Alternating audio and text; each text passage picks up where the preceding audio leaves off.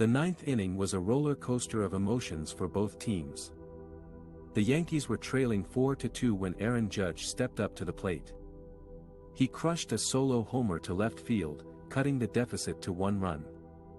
Then Giancarlo Stanton followed with another blast to center field, tying the game at 4-4. The crowd was stunned as the Yankees celebrated their comeback. But the Blue Jays were not done yet. They rallied against Aroldis Chapman, the Yankees' closer. Lourdes Gurriel Jr. hit a go-ahead 2-run homer to left field, putting the Blue Jays ahead 6-4. The fans erupted as Gurriel Jr. rounded the bases. It seemed like the Blue Jays had secured the win. However, the Yankees had one more chance in the bottom of the ninth. They managed to get 2 runners on base with 2 outs. The pressure was on Jordan Romano, the Blue Jays reliever. He faced Gary Sanchez, the Yankees catcher. Sanchez hit a fly ball to right field, but it was caught by Teoscar Hernandez, ending the game. But wait, there was a twist. The umpires reviewed the play and ruled that Hernandez had trapped the ball, not caught it. The call was overturned and Sanchez was awarded a single. The bases were loaded and the Yankees had new life. The next batter was DJ LeMahieu, the Yankees' leadoff hitter. He had a chance to be the hero with a grand slam. He hit a hard grounder to third base, but it was fielded by Santiago Espinal, who threw to second base for the force out. The game was over again. But wait, there was another twist.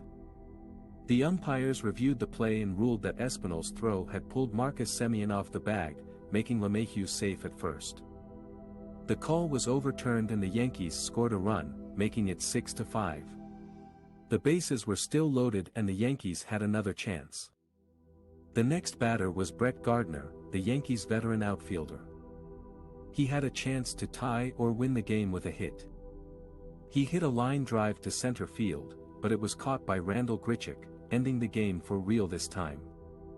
The Blue Jays celebrated their wild and dramatic victory, while the Yankees walked off in disbelief.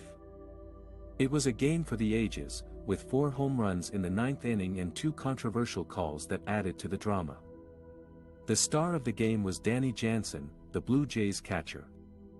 He hit 2 home runs in the game, including a walk-off homer in the bottom of the 8th inning that gave the Blue Jays a 4-2 lead at the time.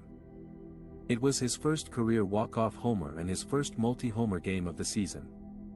He also threw out 2 runners trying to steal second base, showing his defensive skills. Jansen's walk-off homer rocked the Yankees in thrilling finale. In a game that featured 2 of the best pitchers in baseball, it was a backup catcher who delivered the decisive blow. Danny Jansen's walk-off homer in the bottom of the 10th inning capped off a dramatic comeback for the Blue Jays and stunned the Yankees, who had taken a 3-0 lead in the top half of the frame. Jansen's blast was his 4th of the season and his first career walk-off hit. It came on a slider from Wandy Peralta that hung over the middle of the plate, and Jansen did not miss it. He drove it over the left field wall, sending the Rogers Center crowd into a frenzy and his teammates into a mob at home plate. The homer was a fitting end to a pitcher's duel that saw Chris Bassett and Garrett Cole match zeros for 7 innings. Bassett extended his scoreless streak to 27 innings, the second longest in Blue Jays history, while Cole bounced back from 2 rough outings against Tampa Bay with 6 shutout frames.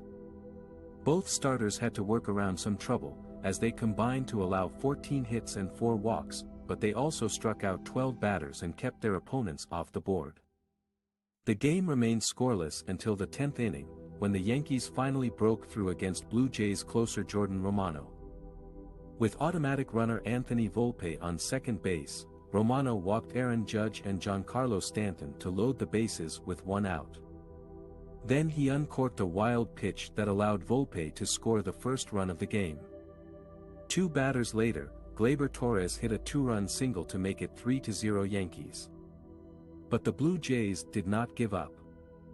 With automatic runner Alejandro Kirk on second base, Peralta retired Bo Bichette on a flyout before walking Vladimir Guerrero Jr.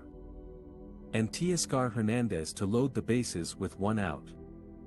Peralta then got Lourdes Gurriel Jr.